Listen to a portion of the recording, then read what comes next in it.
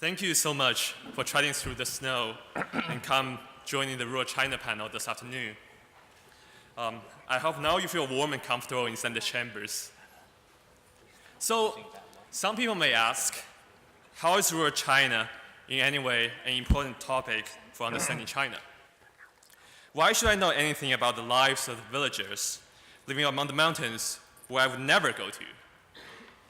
Granted, lots of Chinese students studying in the UK probably comes from middle-class backgrounds. And generally, we do not grow up in poor China villages.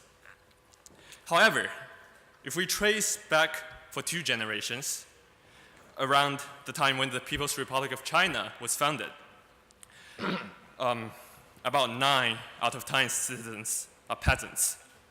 So basically, almost all of us have our roots in rural China. Why should we not be curious about where we come from originally? Moreover, from a social perspective, in order to understand the challenges and opportunities that Chinese society is now facing, it is essential for us to understand rural China first. Even today, the majority of Chinese citizens still lives in the rural area, who makes around 2/3 of the total population. Most social issues in the cities, such as the livelihood of rural migrant workers and the education of their children, are closely related to factors, economic and social factors in rural China. Therefore, scholars often say, if you want to learn anything about China, you have to learn about its villages first. So gladly, here we are, explore the mysterious rural China. The topic for the Rural China panel this year is Rural Chinese Society, the future of the next generation.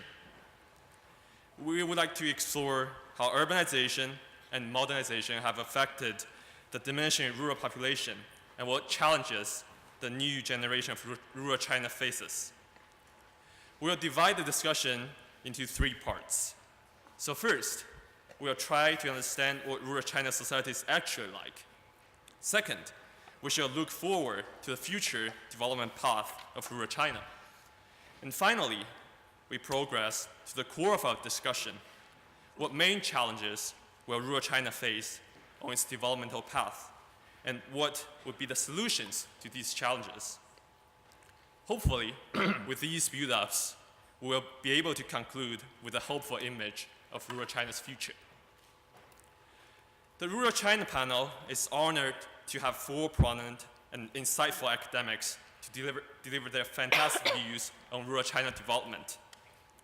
I shall introduce the speakers in the sequence of their speech. Our chair, Professor Lora-Wainwright, will speak first. Professor Lora-Wainwright is a fellow of the School of Geography and the Environment at Oxford University. Since 2004, she has carried out a total of 18 months fieldwork in rural China on environmental and health conditions. Professor Shouying will speak next. Professor Liu, now as a professor of economics at Renmin University of China, was a former vice minister of the Rural Economic Research Department of the State Council. Professor Liu has also chaired a number of rural development projects headed by organizations such as the World Bank. Then we have Dr. Sun Li, who is a lecturer in sociology and social policy at the University of Leeds. Dr. Sun has also served as a consultant to the UN, World Bank, and OECD, as well as various government offices around the world. Finally, we have Mr. Duncan Hewitt, a former BBC China correspondent who has written articles focusing on Chinese society, media, and culture. His book, Getting Rich First, looks at how the social changes of the first 3 decades of reform affected people of all generations. Please let me once again express my honor and gratitude to this amazing team of speakers. Thank you so much for joining the Rural China panel this year.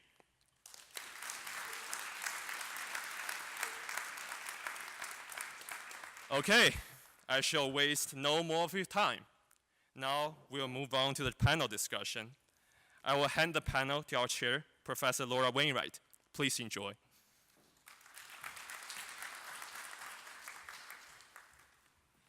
Thank you.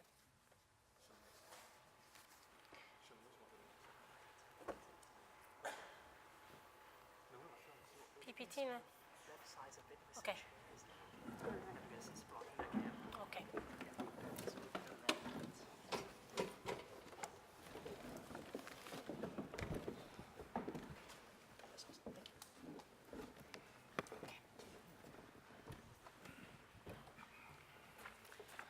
Thanks very much. Can you all hear me? Okay. Thank you for the welcome and thank you for this invitation. It's great to see so many of you here. So I'll try and keep this brief. I've worked on rural China all of my career for the past 15 years. As CTO mentioned, I worked initially on health and healthcare issues, and more recently I've worked on environmental issues. But the two are, of course, connected, and I believe very central to the development of China as it goes into the future, and the development of rural China particularly. So I should revise my total of months of fieldwork. I think I've done about 24 at least by now in rural China. But I started out with over a year of research in rural Sichuan, in the northeast of Sichuan, where I lived with a family of farmers, and I, as anthropologists do, basically took part in their everyday life, cooked with them, worked with them, worked in the fields with them, and so forth. And this was part of my research project on health. And it turned out to be focused increasingly on cancer because of the high incidence of cancer in that area. And for me, that became a very interesting lens through which to think about the experience of development in rural China, particularly the use of farm chemicals in this area, and of course across rural China, but also all kinds of socio and economic changes affecting communities there. We'll hear about some of those through the panel, for instance, rural migration to urban areas, which really affected the area where I was working. So that's what my first project was about. But since then, I've started focusing more and more on pollution.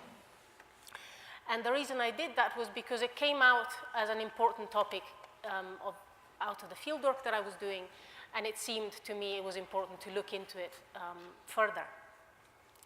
So, as I'm sure we all know, pollution is a pressing issue for the government in China, and as I'm sure we also all know, the Chinese government has been making increasing efforts to tackle this. It's in fact one of their top priorities right now. Some of the changes that we could look at as perhaps most important include higher fines for polluters, severe repercussions for officials who fail to curb pollution. They can't proceed in their career as they would have been able to before. Amendments in environmental law and regulations. So, for instance, NGOs can now bring public interest lawsuits. And all these are really important signs of change. But of course, as my research highlights, complex problems might not be solved overnight, nor can the overwhelming focus on economic development that has been in place until recently be reversed overnight, particularly in areas like the ones where I've been working, where there are few other options for development. Now, if we look at media reports, often we'll see coverage of urban middle class protests, homeowner protests in relation to pollution. But we hear much less, I would argue, about what it is like for rural communities facing routine pollution in their daily lives. And that is what I've tried to look at in my own work. Some of the assumptions that I try to counter are that villagers are either ignorant of this pollution or that they simply don't care because they're too focused on trying to make a living, to get by. And of course that is important, but I think their attitudes are much more complex than that. And the compromises that they must make are also really worthy of our attention.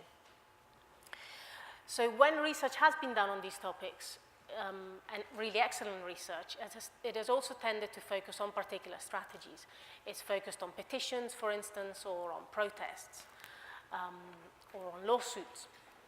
But much less has been said on picking a particular site that is struggling with pollution and looking at it over a period of time, over years, and trying to understand how these communities have managed to basically find a way to live with this pollution and what it means for them.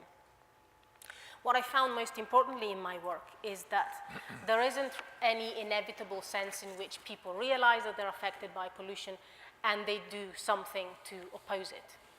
The journey is much more complex than that. So in the book I published last year, which is on sale through MIT and also through Amazon, but with MIT you can get a discount, so I recommend you do it through them.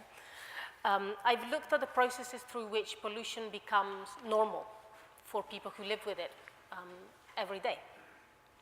And I focused on 3 sites. I'm not sure how clearly you can see them in the screen.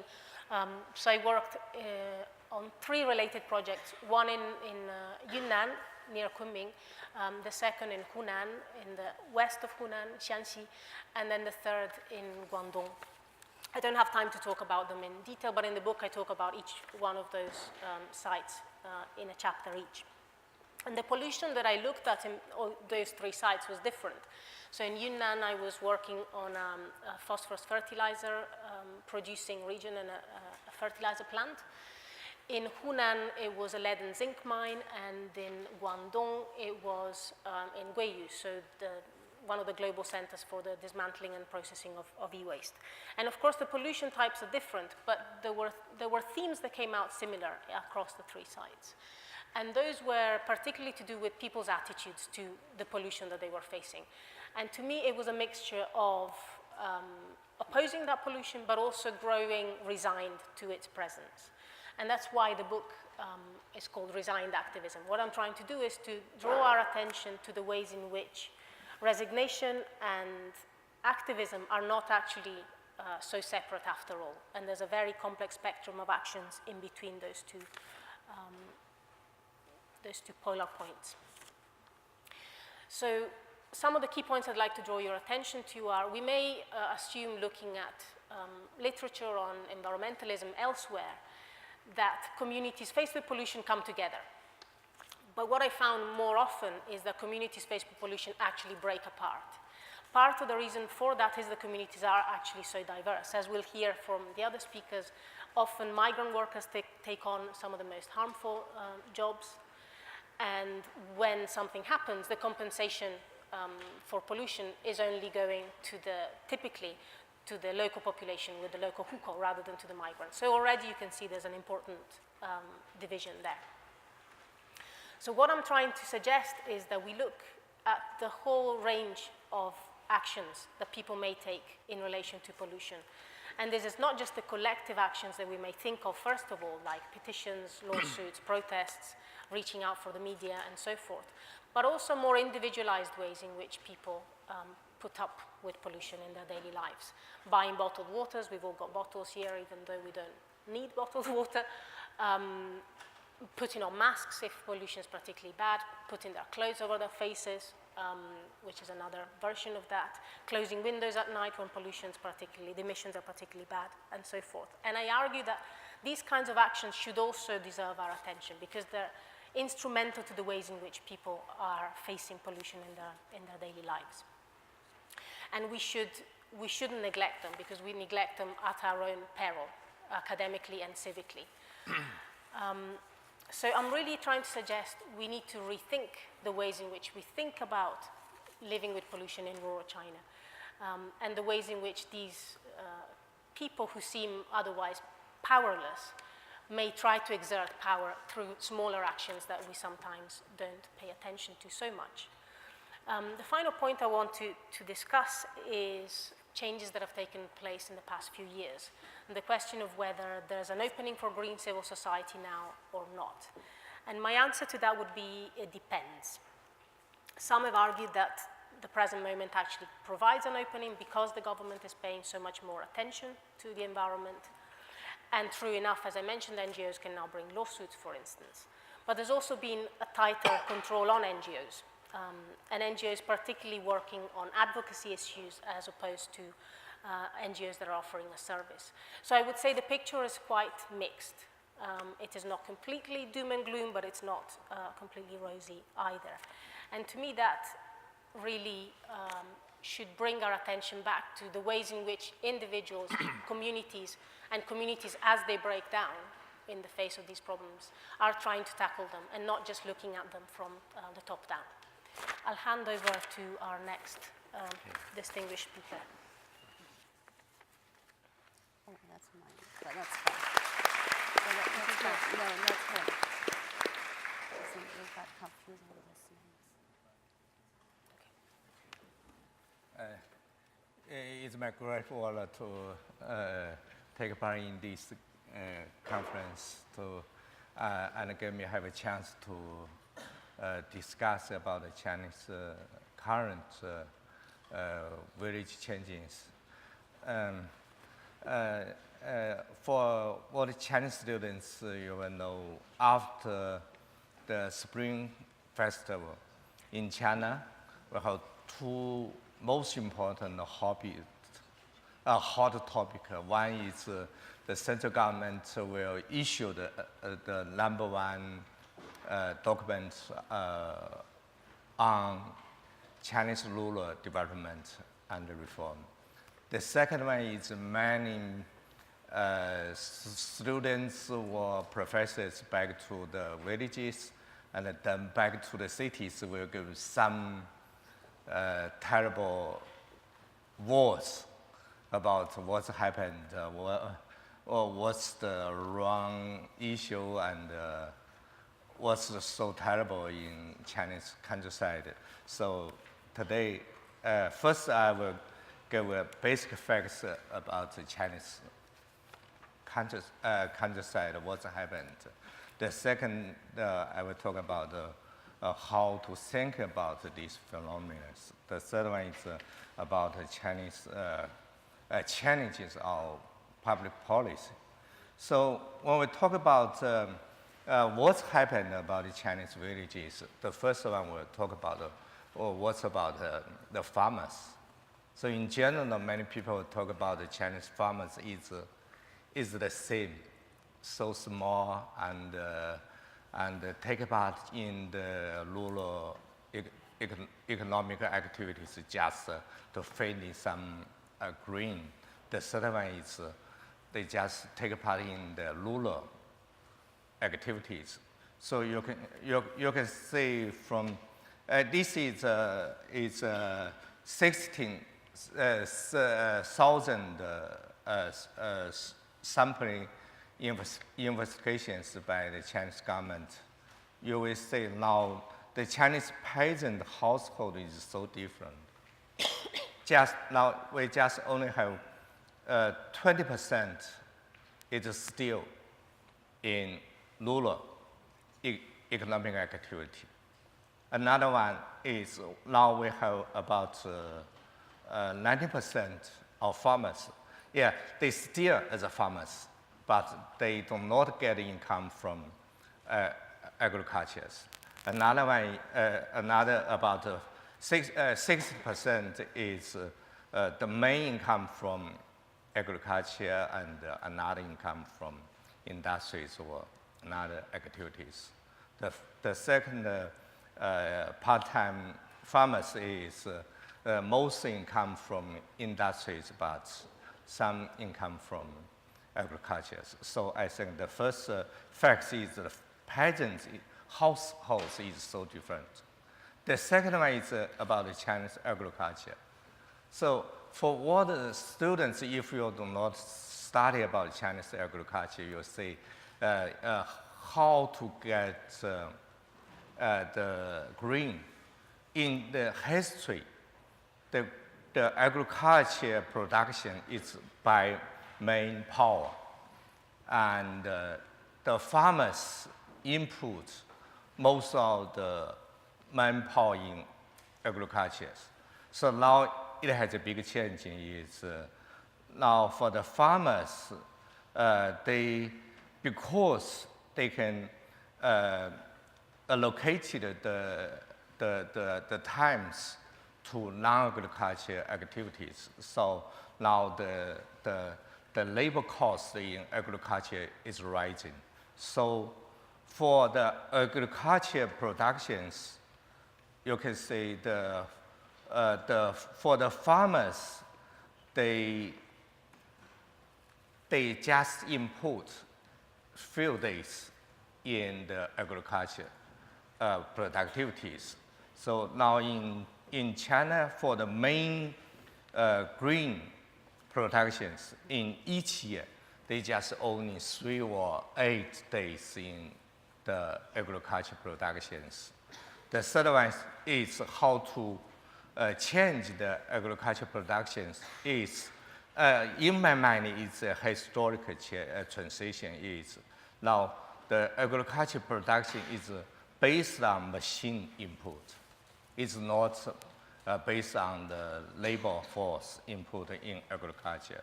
So now it has a big change in Chinese agriculture development model is in the history, agriculture is based on labor productivity. Now, based on land productivity, now it's replaced to the labor productivities. Yeah, so this the second fact is about agriculture transition. The third one is about villages. So when we talk about the Chinese agriculture, about peasants in Chinese public policy is 2 important issues in central government. But when we talk about the Sannong issues, the villages have been regulated in the public policy. So you can say now in all the Chinese villages, the serious issue is the decay of villages. So I can show some cases. This one is in Hebei, Yuxian, Yu County, is from Hebei province. The second case is from Beijing. Yeah, so maybe most students mind Beijing is a developed cities, but if you drive the car to the suburb of Beijing, you can see in Huangshan prefecture, you can see many poor villages in the suburb of Beijing. This one is from Jiangxi villages. Jiangxi, and this one maybe some students come to this place is in Tibet, in Leeds. So I think we can show 3 different facts in China. The first one is about the farmers. The second one is about the agriculture. The third one is about the village. It's so different and has big changes about the Chinese Sannong issue. So what's happened? Why we have big changes in Chinese villages, farmers, and agriculture? So my hypothesis is now the farmers has big changes. So after 1990s, the Chinese farmers has moved from the villages to the cities, especially from the native villages to Jiangsu or Zhejiang or Guangdong province. So it's a large different distance of the regional migrations. So for the first generation, they have a close relationship between the agriculture activities and the land and the agriculture. So for the first generation, they know land. They have the income main from agriculture. Then they go outside the villages to the cities. But when they worked in the cities about 40 years or 50 years, then they go back to the villages still to participate agriculture. And then back to the villages to build houses. But for the second generation, it's so different. Is now in China, the main force of migration race is based on the second generations. It's maybe birthed after 1980s. So now most migration rates based on the second generations. So now you can say many old people back to the villages, but the young people still outside the villages. And now there's a big change is for the second generations, most of the time they worked in the cities. It's so different from the first generations. For the first generations, they were allocated 2 or 3 months back to the villages to still plant the land. The second generation, they do not want back. The land planted by the first generation, so it's a big changes. So you can say for the second generation, they do not want to allocate time for agriculture. They just worked in the cities for manufacture or another activities. The first fact is for the second generations, they at least they have a high school education, then they can more suitable to work in the cities. And then they worked in the cities, mainly worked in manufacture and services. They do not want to still to work in some to build houses. They do not want to do that because it is work so hard. Then you can say about the remittance. So how much money they will consume in the cities, how much money back to the villages. For the first generations, about 60% of the money, the salaries were back to the villages. But for the second generations, about 60% of the money were consumed in the cities. They do not want to back the money to the villages. It's a big change. So my funding is for the second generations, they still go outside from the villages. And they worked in the cities, but they cannot back to the villages. So in Chinese word is 离土, leaving the land, and 出村, outside the villages, but they do not back to the village. I think this is so different between the first generation and the second generation. So now for the second generation, they still as a farmers, but they have involved in the cities. The lifestyle and the economic activities is citizens. So now for the challenge of public policy is they do not want back to the villages, but our policy, public policy is because they are a farmer, so they have to return to home. The second one is no citizen welfare granted for the migrant workers. For the first and the second generation is the same.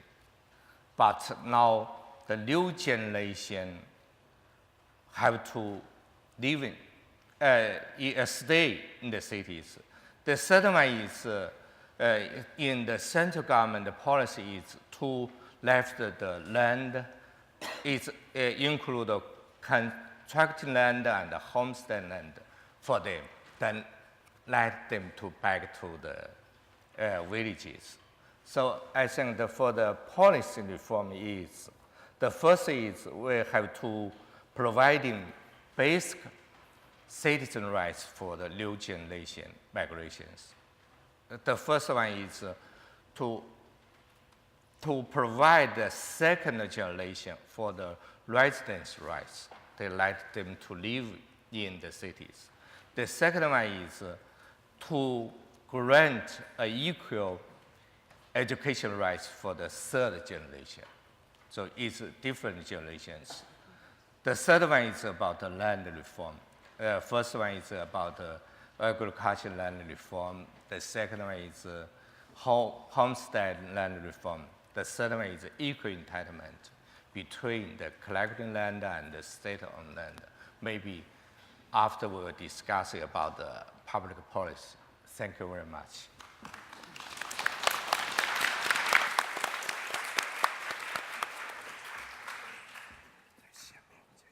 或者我们换一个位置，或者是怎么或是我帮你。没事，我和刘老师换一个位置。我站着。没事，我站。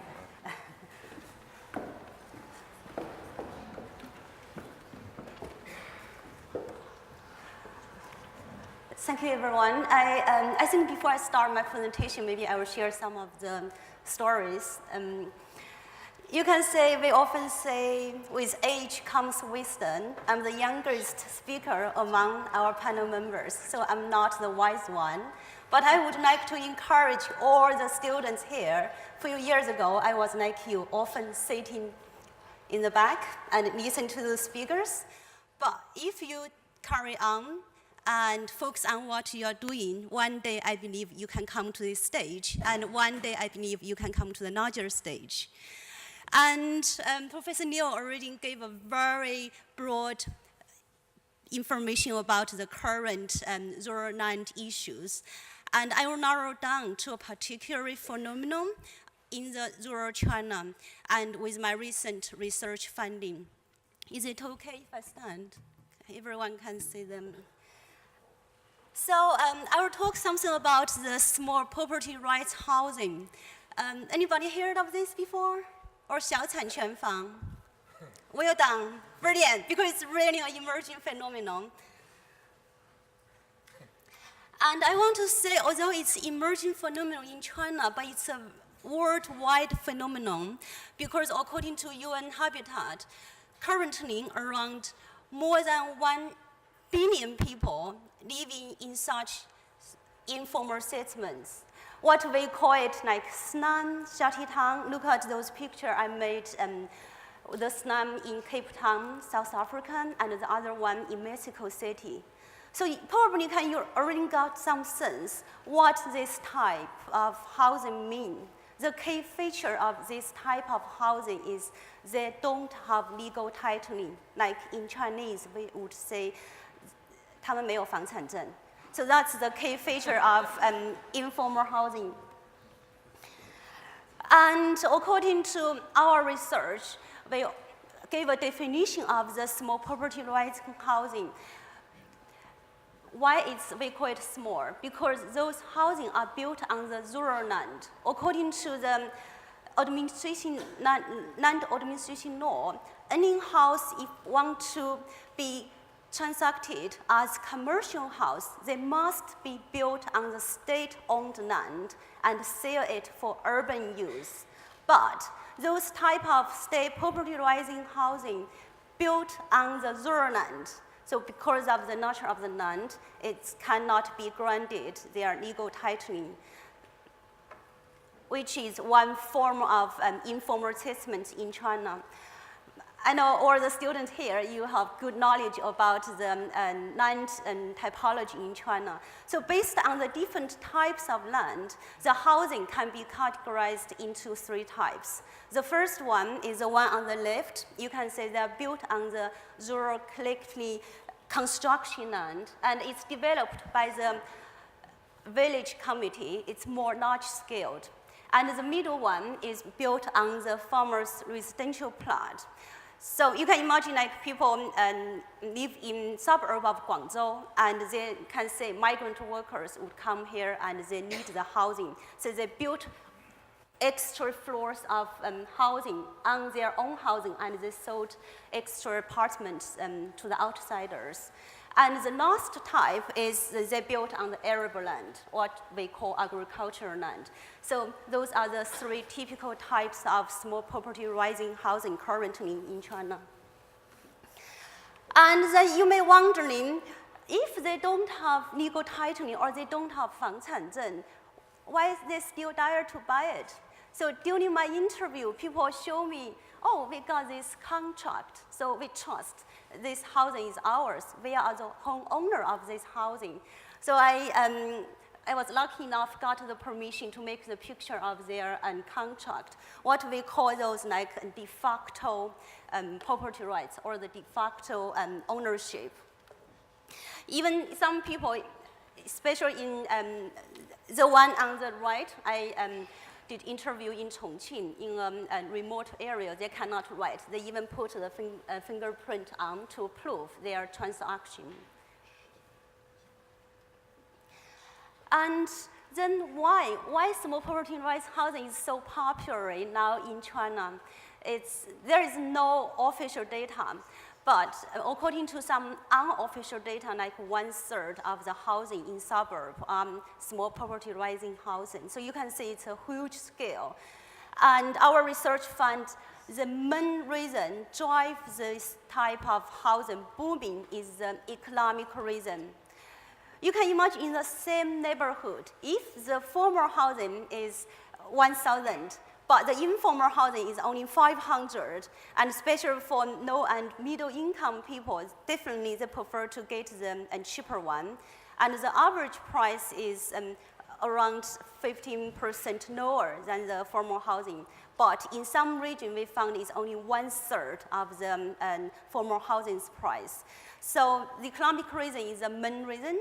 And the second reason, what we categorize to the social reason. If most Chinese here, you may know, in China, the housing market is driving because most boys or males, if they want to get married, they have to own. No, then you're the lucky one. So housing for, so because of the marriage pressure, and especially if you own more than one apartment, maybe you can beat your competitors. And the other reason is the social reason, like Professor Liu mentioned about the third generation reason, and they prefer their children to get better education. If they have a house nearby or close to the city, then their children can have good schooling, and also they can have better elderly care for their parents, because in China, the rural-urban social welfare is still a little bit unequal, and they can get better hospital or nursing home in cities. So those are the reasons we categorize to the booming of social housing, of the small property rising housing. But I want to address that why people on the ground, I would argue, they are largely socially acceptable. That means if I'm the people buying it, then I would think the housing is mine. Then I would largely do something on it because it's my housing. So I can prove my argument through how they do the decoration and how they buy the furniture. So this picture I took is the moment when they bought the house, when they got the contract. But after a few months, I went back, and this is what happened. They spent a lot of money on decoration and furniture, and it's a proper home. And some of the interviewees even told me they spend more money on decoration rather than the actual housing price. So you can say they are confident the housing is theirs, otherwise they don't dare to spend this much of money.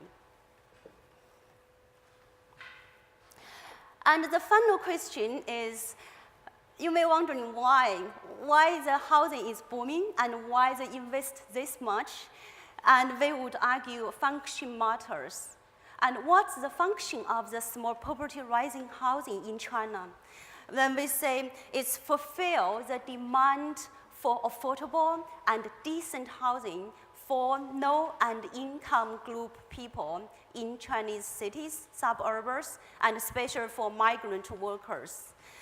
And because this function could be regarded as a form of non-state welfare, because if you live in England, you know the council housing can be granted to the low-income group. If in continent of Europe, they have a huge percentage of social housing, but in China, the social housing is still largely lagging behind. And like migrant workers, they are not qualified to apply the social housing in the receiving cities. So that's the argument we would give into the booming of the small poverty rising housing. But for the sake of time, I cannot go to detail, but you are interested in this topic, and you are welcome to read my publication, and maybe we can share later during the discussion session. Thank you very much. You want to sit here? You can come and sit here. Right, I hope you can hear me. Yeah? So I think I'm going to stand up because I don't have a PowerPoint. So I better give you something to look at, but otherwise you can just look at your phones or the nice paintings on the walls. So it's a real pleasure to be here. So as you heard, basically I've been a journalist and working in China for the last 20 years. And I've looked a lot at the countryside, but perhaps not so much in recent years. Is it this mic or this mic? But what I'm talking about today really is following on from what Professor Liu was talking about, is the migrant workers who have moved to work in urban areas. I mean, I'd be interested to ask, actually, how many people here would say that their family in the last 2 generations came from the countryside, from rural areas? Okay, so that's quite a high percentage, actually. So many of you will probably know a lot more about this subject than I do, but I will just talk briefly about the current situation, some of the issues which I think now, as Professor Liu also suggests, the government is facing some quite big challenges in which direction does policy to deal with the movement of people in China go. So obviously over the past 2 to 3 decades, we could say that migrant workers have been key to the whole Chinese economic miracle. We still have a figure of something like 286 million people who have moved from the countryside to work. And that's more than 1/3 of all the workers in China. So in my book, I was looking at social change in China over the first couple of decades of the reform period. And I think in general, to me, what I see is an incredible flexibility among people of all walks of life, but particularly I think migrant workers have shown the most flexibility. And they have literally built the new China, both on the construction sites, but also in the factories. And they've paid a huge price in the separation of their families. People obviously have often left their children behind, and we know that there are approximately 60 million children, according to some estimates, who've been left behind by their parents. But also many husbands and wives have worked in different cities or in the same city, but they have to live in different places. So it's had a huge impact on families. And even in 2014, of the families of migrant workers working in China's cities, only approximately 20%, 1/5, actually were living together as a family. And certainly in the first years of the Great Migration from the mid-1980s onwards, these people had to fight against all kinds of prejudice and the fact that what they were doing at the beginning was technically illegal. So there were all sorts of rules on the hukou, on their household registration, which meant at the beginning coming to the cities was not really officially permitted. And they had the local authorities in the south in particular had to make up lots of new rules to give people temporary status. But it's only, I mean, some of you will know this, but it's only back in, it's only as recently as 2003, so 15 years ago, that migrant workers could still basically be picked up by the police in the streets and kicked out of the cities if they weren't carrying the right temporary residence permit, which they had to pay for at the time. So there were all kinds of pressures on them. Since then, in theory, the movement of people in China has been free and has played this incredibly important part in the economic boom. You even had, I went to a conference in Yunnan about 10 years ago where the local officials were talking proudly about turning Yunnan migrant workers into a brand, 就是可以做品牌. And they were very proud, you know, of how important their workers were and that they were known to work very hard. But as we heard also just now, that in terms of welfare, most of these people have still lacked services in the cities. In 2012, only 17% of migrant workers had medical insurance. And even 2 years ago, only just over 1/3 of migrant workers had a formal employment contract. So, you know, and that had actually gone down. So these people still live in quite insecure situations. Clearly, there have been a lot of moves in recent years to try and improve their situation. Shanghai, for example, where I lived for a long time, proudly opened up its school system to migrant workers' children about 10 years ago and promised that all the kids would be able to study in official Shanghai government schools. The question now is whether that's changing, but we'll come back to that. And in 2014, the announcement of reforms to the social security system was meant to separate that from your hukou, from your household registration. So we've seen, of course, migrant workers now who've been able to do very well. Firstly, they would just send money back to their families. Now some of them have brought their children to the cities, and clearly some of the children have gone to universities. They have also benefited to some extent from the gradual changes and improvements in rural welfare, which didn't really exist about 15 years ago.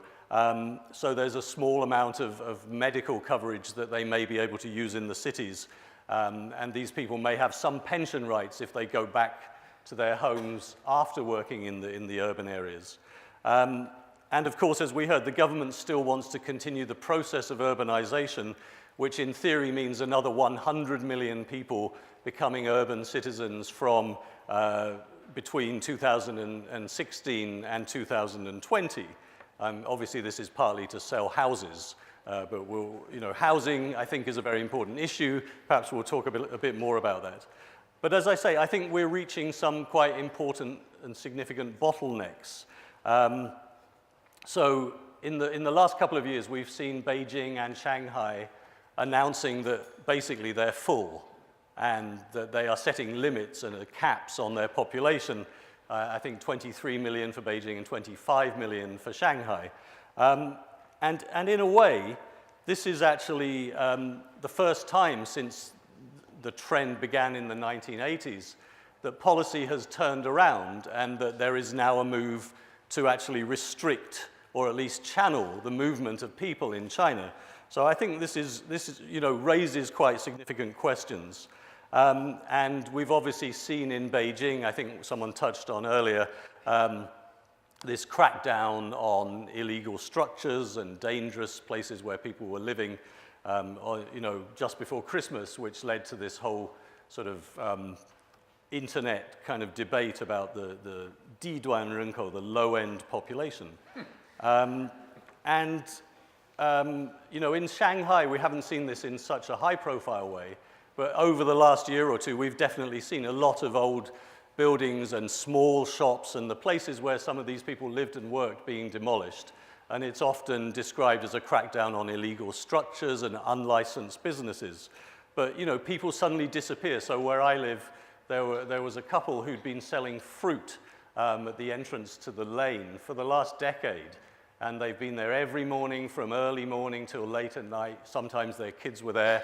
Sometimes there was a cat with them. This was their whole life. Suddenly they had gone. I went away for a month. When I came back, the whole place had been demolished, to clean up the area because this obviously was an unlicensed structure. And I asked the local people, where have they gone? And they said, oh, they've gone home. So they've gone back. So they've, you know, after all that, they may have actually had to leave the city.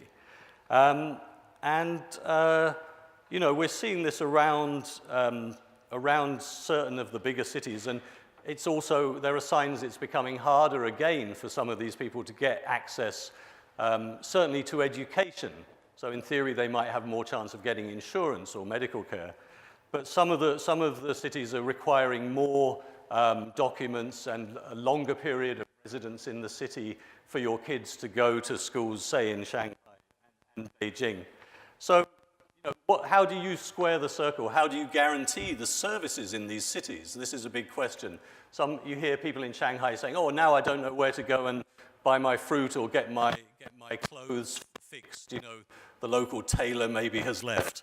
I mean, clearly there are still 9 million migrant workers, but gradually, if this number has to be whittled away, it will require some quite skillful management by the government. And the question also is, how do you channel these people? How do you get them to move to smaller cities, but still find a new life, which is what a lot of them are looking for? And I think one factor which is very important in the last decade or so is the media. And the way that so many of the younger generation that Professor Liu talked about have grown up watching, is that one or two? One, okay. Have grown up watching TV and seeing these, you know, model urban lives on their television screens. And so a key question, of course, is can new jobs be created in the right places? You know, can we build these second or third or fourth tier cities and actually provide jobs for all these people? What do that they want to do?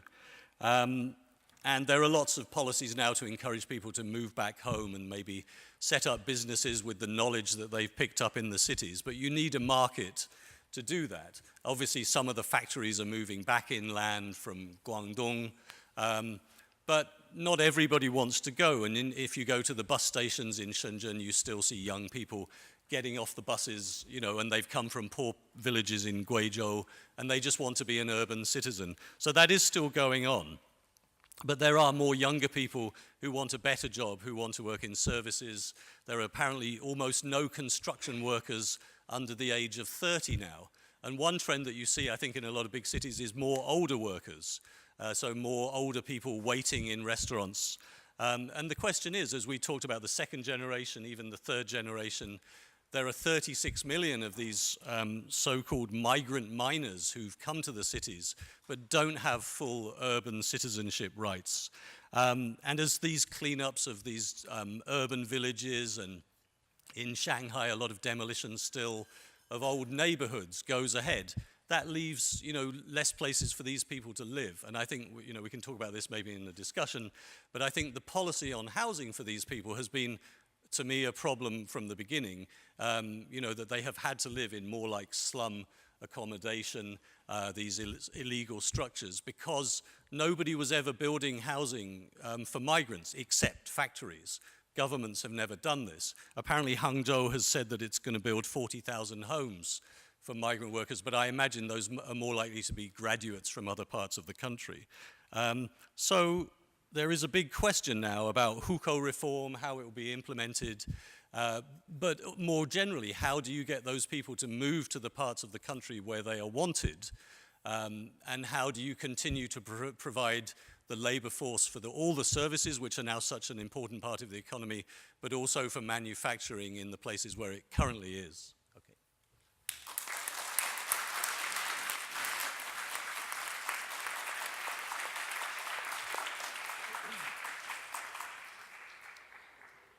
I'd like to thank all the speakers, and in view of the time constraints, we'll jump straight into Q&A rather than have discussion between us. Yeah. So I see two hands already. Do we have a microphone or do you come to the front? I think I have to come forward. Yeah, please come to the front. So the microphone will be here, and please speak to the microphone. Okay. I think I'll maybe connect a couple here.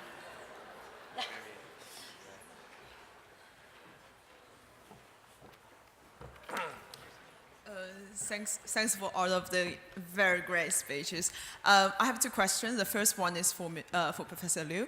And you just mentioned that land reform is very important for the next step development. And is there any specific solutions that is on the paper that we can choose? And what kind of potential outcomes we can expect from the solutions? And the second question is for out of the speech.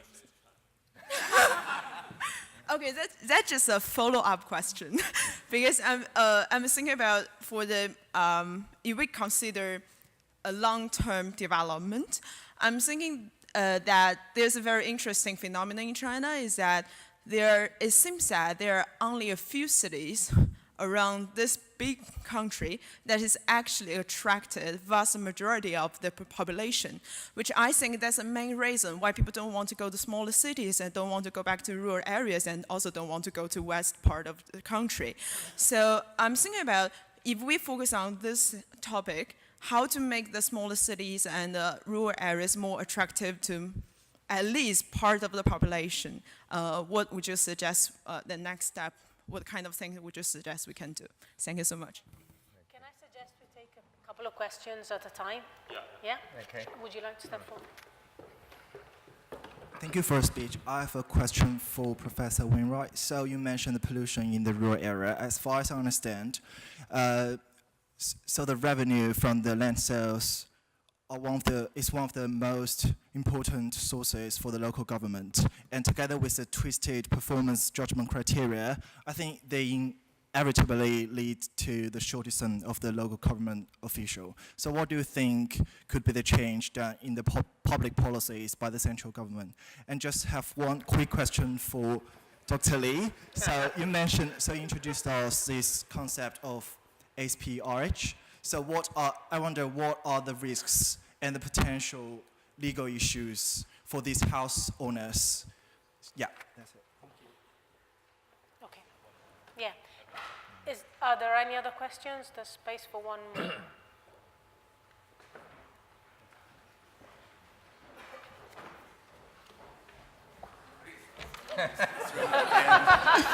Many thanks. Many thanks for all the speeches. And my question is, just as Professor Anna mentioned, that there's a very serious rural pollution problem within China, and because I just came back from field work and I can prove that at least it's happened in the west of Liaoning. And basically what I had seen is that the garbage was covered in the dry rivers. And I just wonder, because we know that in cities, we have the government-hired cleaners basically help us clean the public areas. So is there any similar institution in rural area? Or if not, who will take care of the public hygiene problem in rural areas? This is something I'm quite curious about. Yeah, many thanks. Okay. Yeah. So this is why I cannot talk about the land issues because I know maybe some people will ask these questions. Now it's yes. Now. In China, it's a hot debate about the Chinese land reform. Why? So in the process of Chinese rapid industrialization and urbanization, the land is the most important instrument to get capital and to push the high growth rates and high rapid structure change, because we have so typical land institution structures. Now we have two different land ownership. One is for the collective land is belong in the rural, it's a collective ownership. And in the cities, we have another one is state ownership. But when the land converted from rural to urban, the land ownership has been changed. This is the first typical. The second one is very typical. It's the Chinese local government is the actual land owner in the urban land. So when the local government wants to push the development, they can use land to sell the land and to use land to get finance. So this is why in China the urban is developed very quickly. And in the rural regions, they cannot use land to develop. So we have so different maps. In China, we say the cities is like Europe, and the villages like Africa. It's so different. This is China's main issue in the development and the institutional arrangements.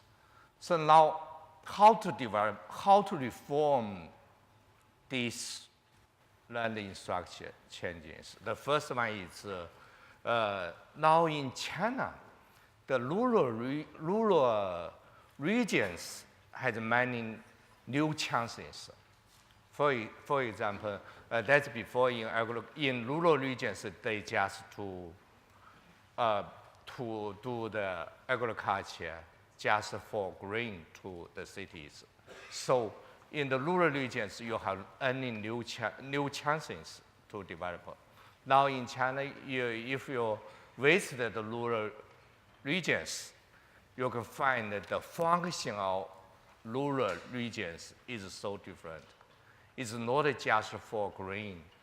They have many new industries and many newcomers from the urban regions to the rural regions. So the first reform is we want to equal the land entitlement between urban and rural regions.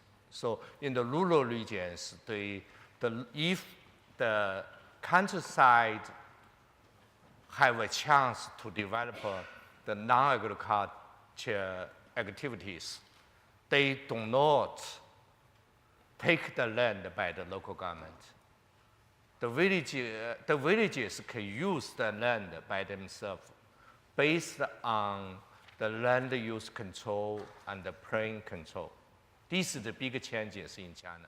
Now we have some experiments in 50 years, 50 counties to do this experiment.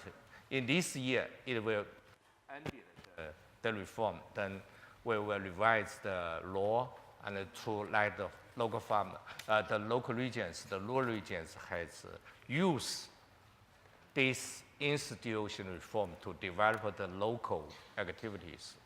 The second one is about the agriculture land reform. That's before, in 1980s to till now, the Chinese rural land institutional arrangements just separate the land collective ownership and the land use rights for the memberships in the villages. So at the beginning of the reform, the farmers can use the reform to utilize the agriculture land more efficient. But now the problem is many people go outside. They don't need to use land to get income. So now for the farmers, the contract rights in the rural land has separated. For the many farmers, when they go outside, they do not till the land. So the use rights and the management rights has separated. So now in the second reform in China is to continue to separate the property rights between the membership rights and another outside people to go to the villages. So now in China, the Chinese name is 三权分治. It separates three different rights. The third one is about homestead rights. So I will show the maps in the villages. So why in Chinese villages is so poor. It's not just the farmers poor. It's not just the income is not. It's based on Chinese existing household land property rights. Now in China, for the farmers in the villages, if you are a member in the village, you can get the land free from the collective. Then when you go outside, you have to take the land back to the villages. So when the farmers buy the houses in the counties or in the cities, because the household rights is the use rights, the income rights, the transfer rights are not belong to the farmers. So they have to still hold the land, but they do not use the land to repair the houses. So this is why the villages become so terrible. So now the third reform in the land is for the homestead land property rights. It's the collective still hold the collective ownership. And for the members, they can maintain the membership rights, and then like the use rights of the household can transfer, can get income, and to become the farmers and the collective organizations' property rights. So I think if some students interested in Chinese land property rights, you can call me. Thank you very much.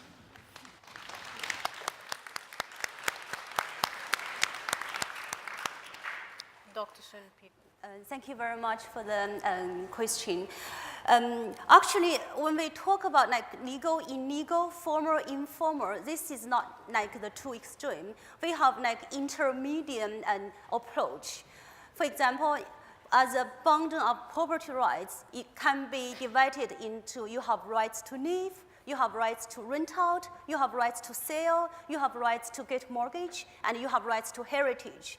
But for small property rights housing so far, as a scholar, I would think maybe guarantee a part of the property rights to the people already living inside in a good condition. For example, give them rights to live. Maybe they don't have rights to sell, they don't have rights to get mortgage, but as the common practice in Global South and also what happened before in Europe, they often gave them rights to live, and it's really safe as a function of social housing. They cannot transact, but you have rights to live. That would be one of the solutions. Thank you.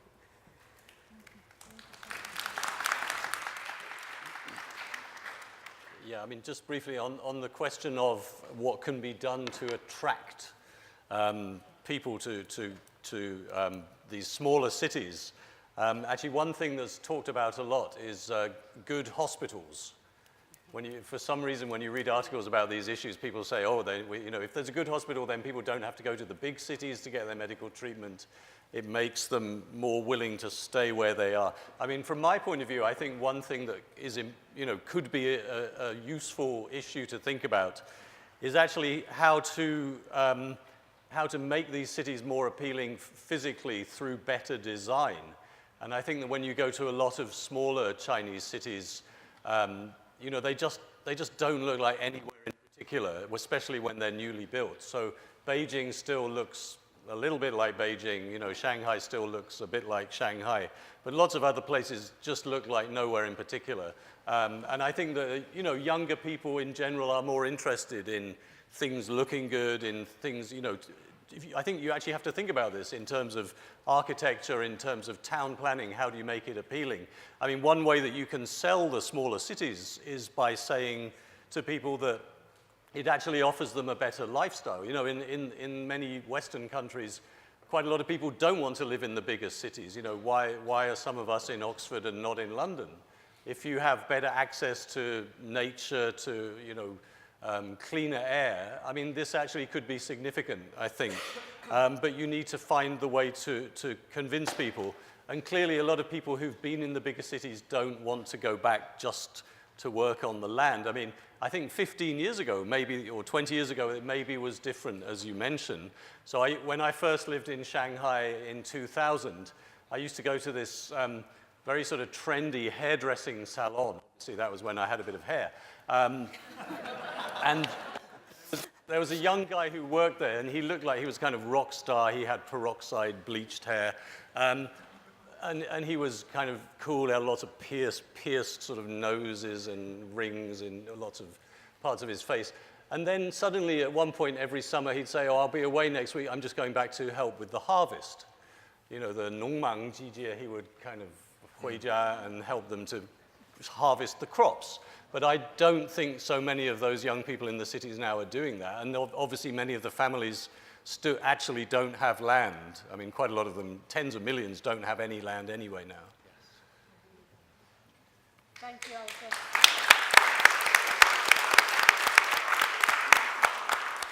I'll just answer briefly to the point on environmental governance, if you like.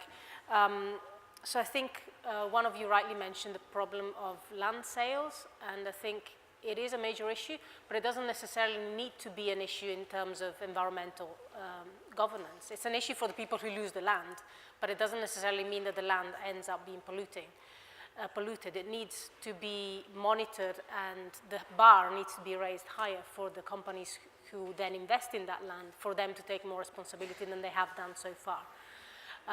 But it's a wider issue also, as I was touching on in my presentation, that even with a stronger Minister of Environmental Protection, even with a stronger capacity at EPB levels, there still isn't enough capacity to monitor everything, everywhere, all the time. And this is where I think it's important to recognize that civil society, the public, can play an important role in that. If it's better understood that it's in everyone's interest to do something, and that it's not going to be detrimental to one's social right, to one's identity, to stand up and speak out against pollution, then I think that can be an important force. But we must also take a broader look at it and think that the rhetoric during Deng Xiaoping was about getting rich first. The rhetoric is not about getting rich first now. It's much more focused on sustainable development and on ecological civilization.